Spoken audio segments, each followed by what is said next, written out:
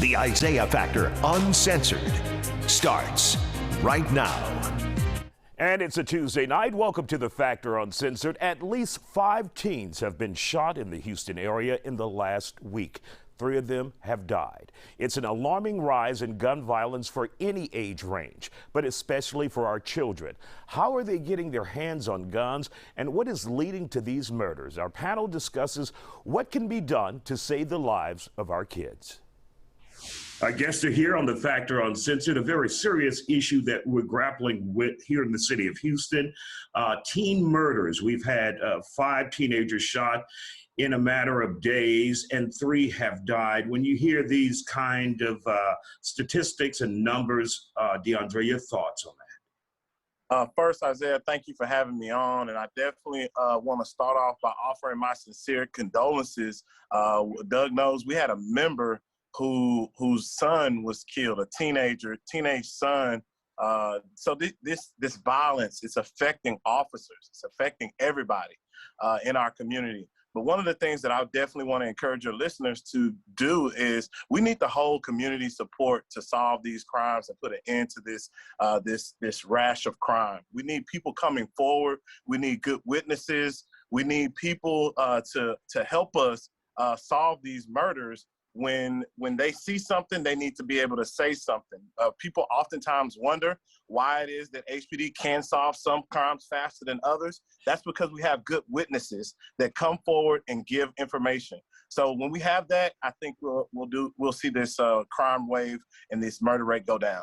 And Dr. Gibson, what about what DeAndre said? Why isn't there public outrage when we are losing young people like this through gun violence, through death right here in our city? There seems to be no outrage, and people are not really paying attention to it. People tend to naturally have more sympathy for individuals who look like them. And the George Floyd situation was an exception to that. But other than that, we tend to sympathize with people who look like us. So folks who are affected by the violence, where it looks like their son, their daughter, then they will tend to feel more compassion. And quite simply, as Texas law enforcement officers said to us this summer, young people and guns are not a good combination. So when we take a look at the dynamics you just brought up, if you don't look like me, then I don't care. What can we do as a community if people see Black faces or Hispanic faces or white faces, young teens dying, and just don't care?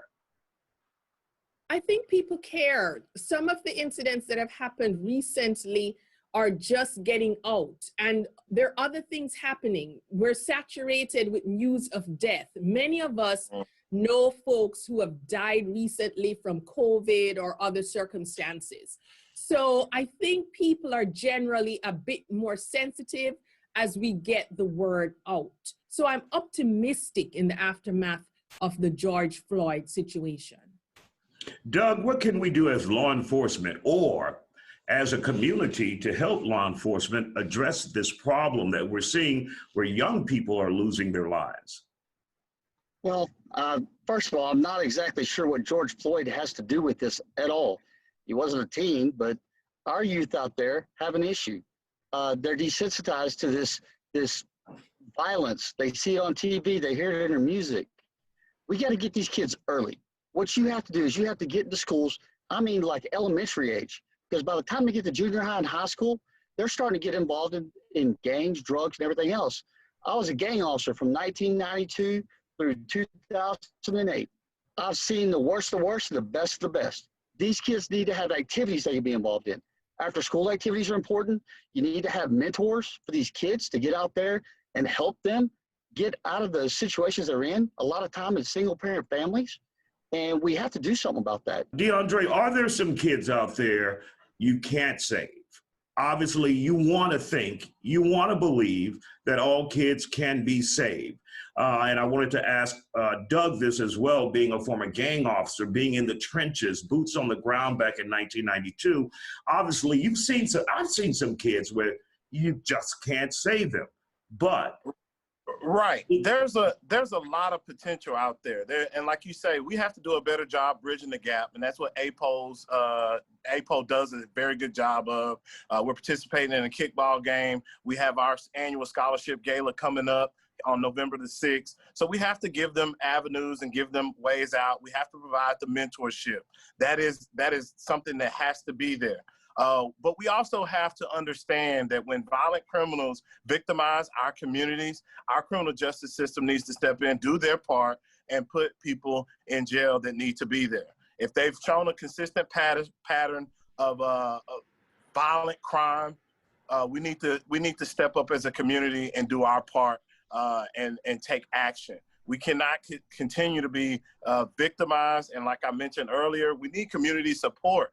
We need, if it was your family member, if you saw something and it was your family member that was the victim and not the suspect, everybody around me knows that if you do something that breaks the law and you're participating in violent crime, you know, and I know about it, the authorities are going to be notified and appropriate action is going to be taken. So we need people to come forward, step forward, be good witnesses. If they know something about anybody in their community, in their apartment complex, at their church, at their civic center, at the YMCA, they need to come forward and tell the appropriate authorities about what's going on.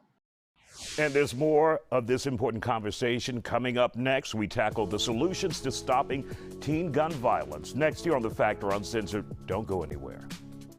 Welcome back to The Factor Uncensored. After a recent surge in teen-on-teen shootings and murders here in Houston, we continue our discussion on teen violence and what parents, officers, and the community can do to help solve this deadly problem.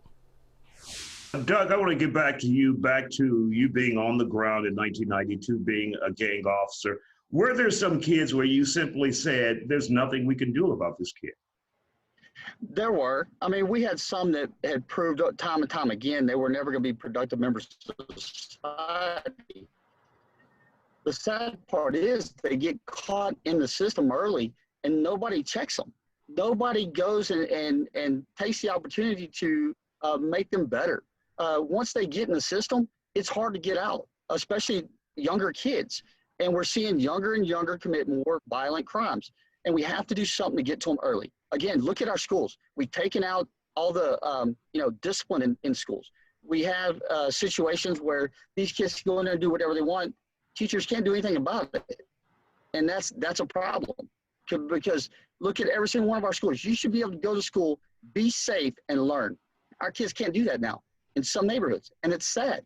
We should be providing security for every single child, and we should make sure they get a good education and give them job opportunities after that.